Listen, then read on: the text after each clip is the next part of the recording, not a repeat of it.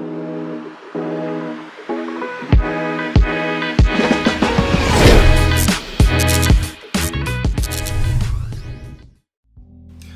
to another show, and today I have a Reddit read for you again. Thank you for being you. I want to say thank you to all the farewell fans that have joined in for this whole year that we have started this. But I'm going to go ahead and get into this post. But before I do that, don't forget to like, subscribe, and share.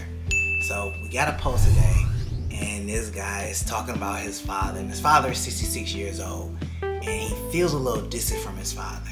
So we're gonna go ahead and we're gonna break down this post and figure out what the real issue could be, maybe, and probably give this guy some guidance on how he can go about trying to rectify or get his father to kind of stop being so distant. So it reads, my father seems distant. I'm 26 male. My father is 66 male. I have lived with him for 2 years now, and since I left the army, I move out next month. I appreciate everything he's done for me. However, recently, over the past couple months, he's never around. He's quiet and is distant. He's had issues in the past, major life issues. He's retired now and is moving east to be closer to his family. I don't know what's going on. He is extremely nitpicky and thinks he's the only one on the planet that is right.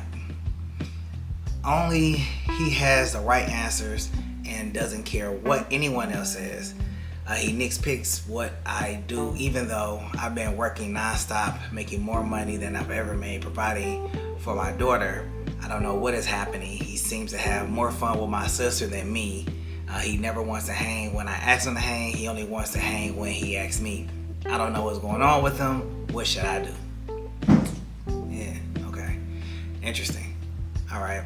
So in this situation, it sounds like his father kind of could be a little bit upset because he's moving out.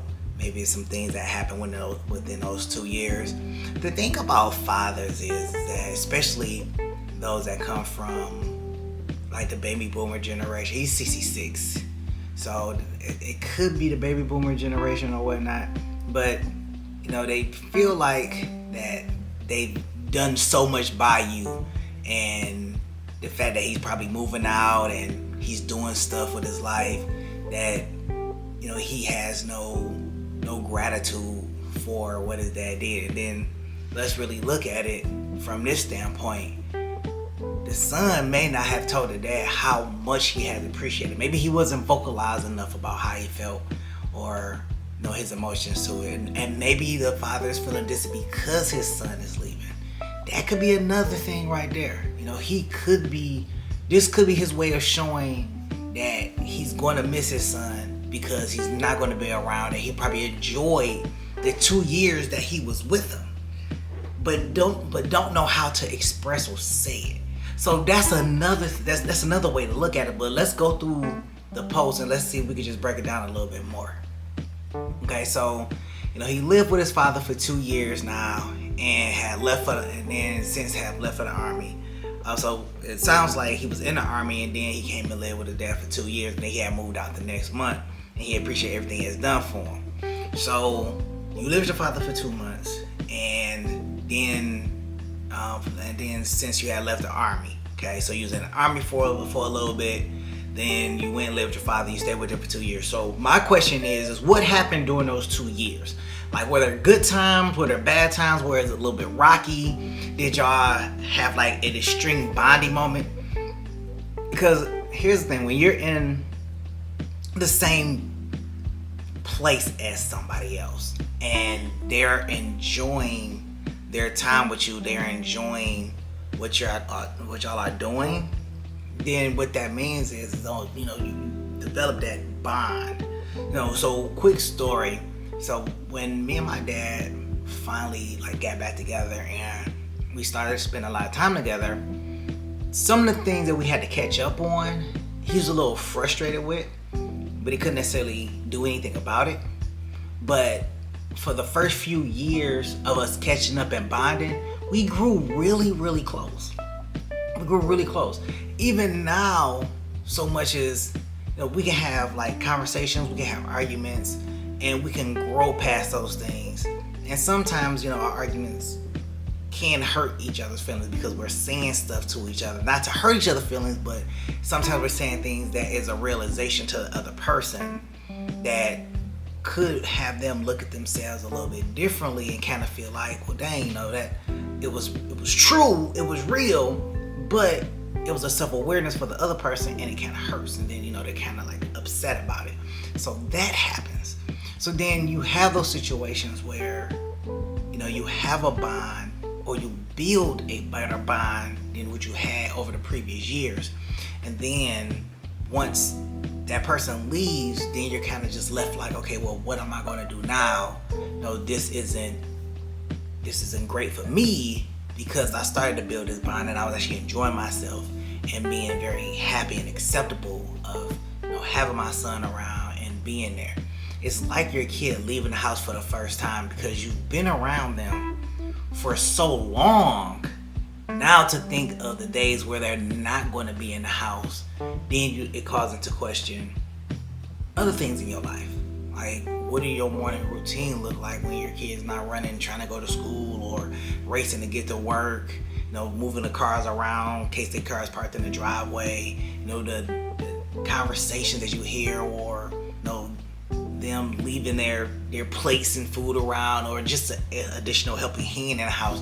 So some of those things is something that you'll want to consider through conversation and get an understanding of what is actually being done, or what was actually being done during that time. So in those 2 years, they probably developed a unique bond, and probably more so on the father's side than on the son's side. And now that the son is leaving, the father is dealing with it as best as he can without having to show emotion. Because I know my dad is around that same age, and he doesn't really like to show emotion either. So he doesn't really tell you that, I appreciate you, I value you, thank you for doing this for me.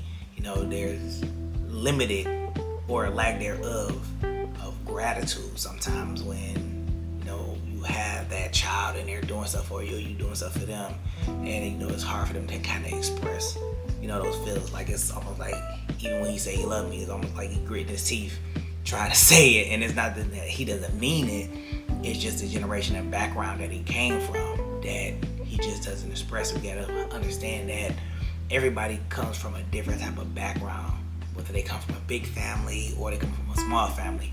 Everybody comes from a different background, so the way they express and show love is always going to be different. And then it also depends on how many kids they have.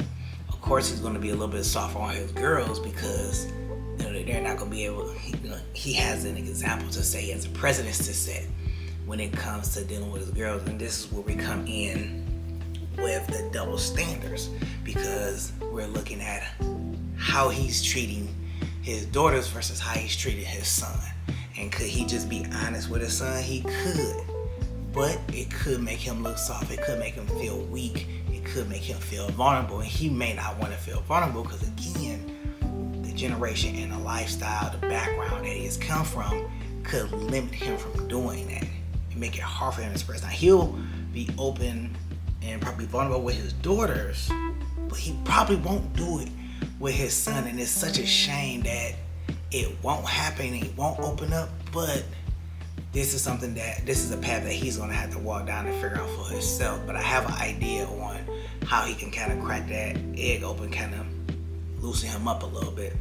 But we'll get to that in a second. So it goes on to say, however, recently, over the past couple months, he's never around, he's quiet, and he's distant.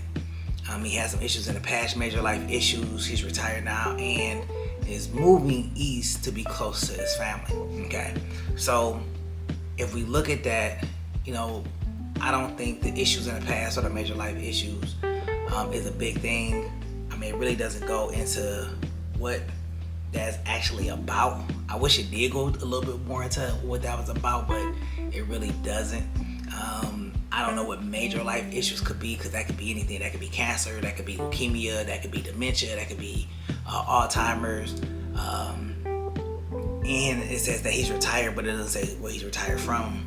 Since you had went to the military, Was he in the military as well? Could it be PTSD? Could anything of those situations be it? Like major issues?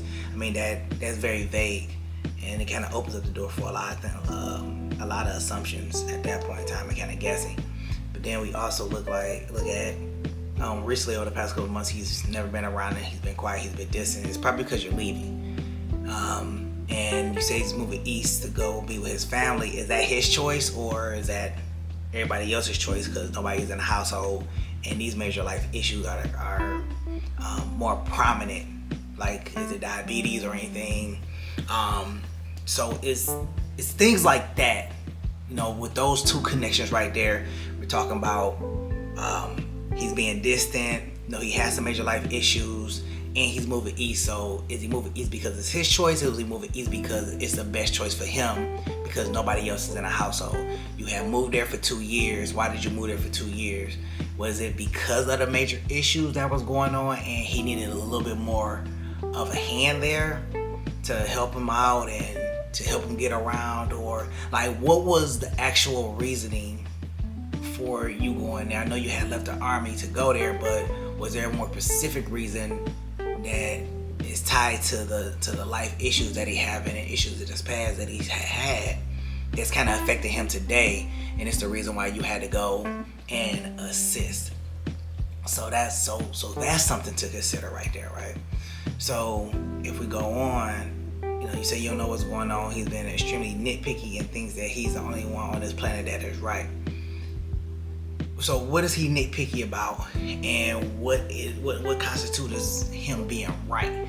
So we can look at this so many different ways. So are you going to your dad for advice, and he's kind of nitpicking through the stuff that you're saying, or is it certain situations that are occurring at that point in time, and in those situations he's kind of being more assertive about what he wants and what he needs?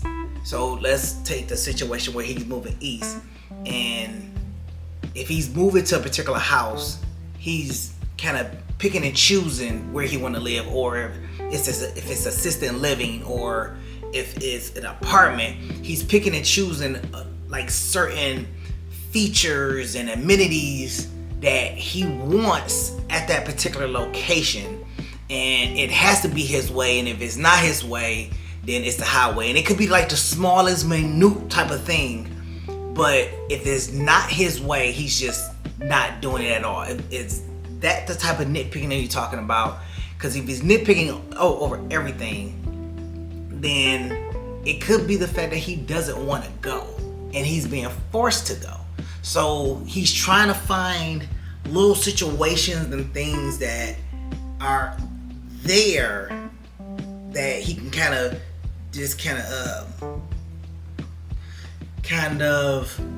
how can I put this? Kind of discredit. So he wants to discredit the location by saying that, it doesn't have this, or it doesn't have that. So if it doesn't have this, I don't think it'll be suitable. Oh, it doesn't have that. It don't have the handles in the bathroom. So, when I get in and out the shower, I have some stability. Or they could put that in. No, they ain't got it in, then they ain't never gonna be in. Stuff like that. So when you're running into stuff like that, if you're talking about that type of nitpicking, then, whether he's right or wrong, it sounds like there's some underlying issue that's there. Maybe he doesn't want to move east. What else is he nitpicking over?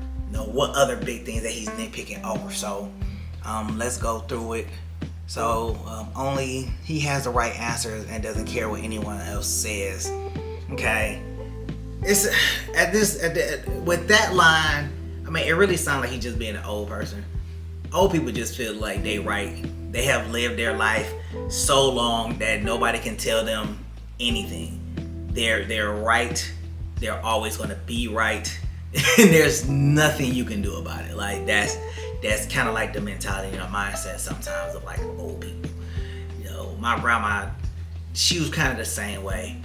She was right, all the time. I went to go help cut her grass or lay some rocks down, and she was always right about how the rocks should be laid out. I'm like, well, maybe we should lay them this way. And she like, no, I want them laid that way. I'm like, well, if you have them laid that way, you got more rocks over here. She like, well, that's the way I want it. And I'm like, but that makes no sense whatsoever.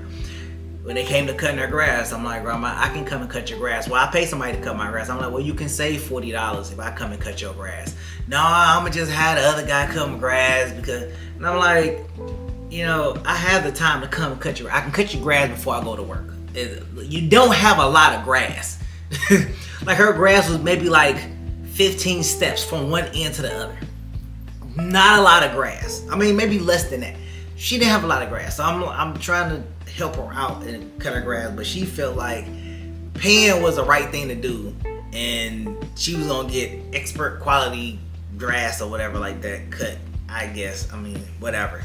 But in this situation, I mean, it sounds like you're just being an old person. Old people just think that they're right because they have lived longer than everybody else. And, you know, to be honest, sometimes, majority of the time, they are right. They have experienced or lived life a little bit longer. So in some cases, it gives them the reason to be right, but not all cases. I won't give them all cases. I will give them a fair majority of cases, but I won't give them all cases because some things aren't right. Some things shouldn't be said, some things shouldn't be written, some things shouldn't be vocalized in any way, shape, or form. Okay, so what else do we have here? So he nitpicks what I do, even though I've been working nonstop to make more money than I ever made provided for my daughter.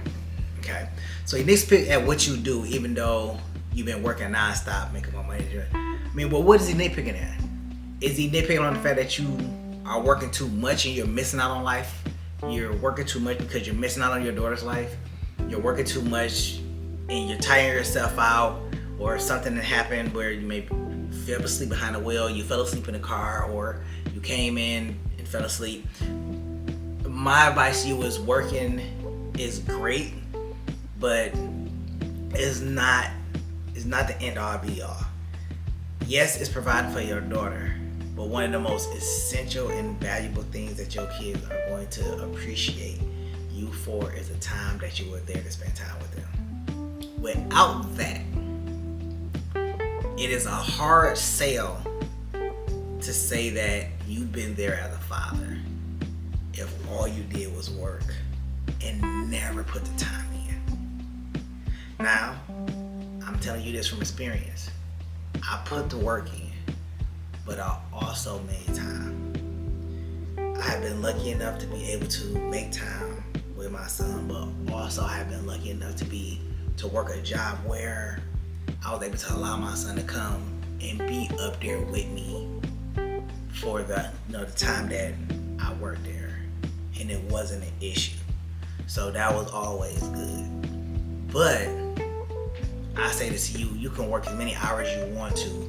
It's not going to replace the time that you was able to have with your daughter, and you have a girl. That is essential. You have to be the role model. You have to be her first love. You have to be her first date. You have to be her first, pretty much almost everything that resembles the man that she's going to be with at the end of the day.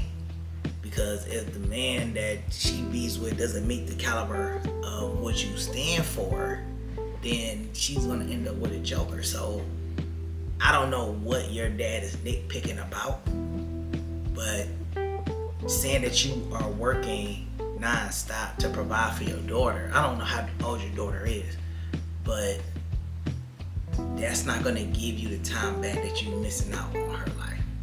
So I'm hoping that you make it to whatever clubs or organizations that she's part of, recitals, graduations, or whatever she's part of, because working will take you away from that and have you miss out on some of the most precious moments that you will ever witness, and you can't go back and witness that again. It's not the same as being on FaceTime and seeing it. It's not the same as watching a video of it. It's not the same unless you're there in person watching it and they see you in the audience.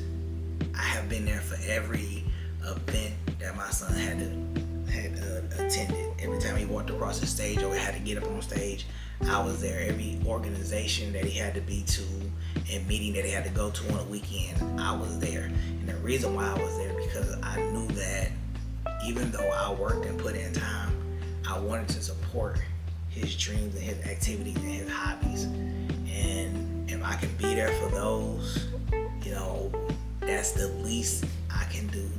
No matter how many hours of work that I did, no matter how many classes that I had to take or put off, I made sure that I was there for those special events. Birthdays and everything. I hated going to birthdays. I ain't gonna lie to you. It's something about going to kid birthday parties. It's like, it's cool, but not cool at the same time. But when you're doing all of that stuff and you put in all that work, and then you look up and, I provided a great life for you, but I was never there. Just what's gonna be said, you provided a great life, but you was never there. You missed my recital, you missed this and you missed that. Like, those key things really, really matter. They really matter. So I don't think that the old man is wrong here with nitpicking on what you do, even though that you working nonstop. I mean, it's vague and it's not a lot of information there, but from what I'm gathering from it, you're not putting in the time with your daughter is what I'm thinking. So you also go on to say that you don't know what's happening. He seems to have more fun with his sister than me. Like I said earlier, it's easier to be more softer on the sister than it is to be softer on you, and it could have something to do with you leaving. And then you have that he never wants to hang with you, but he only hangs when he asks. Okay, so that is a downfall right there. So if he's asking you to hang out, you should go hang out with him. Do it on his time if you have available time. Don't just cut him out. Be the receiver of it. If he wants to hang out, hang out. Don't ask him to hang out anymore. If he wants to hang out with you, just go out and hang out with him. And leave it at that. Don't make such a big deal about it. He's operating from whatever he's operating from, it's internal. And it probably has something to do with you leaving. 100% has something to do with you leaving. So just be mindful of that. So here's my thought process on this. I think your father is just trying to show emotion the best way he can, and this takes a real in-depth conversation. It doesn't seem like you have had a conversation with your dad. Just sit down, have a conversation with him, get an understanding where exactly he's coming from. Once you figure that out and you have that conversation, you're gonna be good to go. Just had a conversation. It's not a big thing. It doesn't have to be all emotional. Just tell them what you're thinking and how you feel. Dad, I've noticed you've been distant lately and XYZ, and let it go from there. And maybe, just maybe, you'll get the answer you're looking for. But I'm M&G. I'll catch y'all in the next go around. Peace.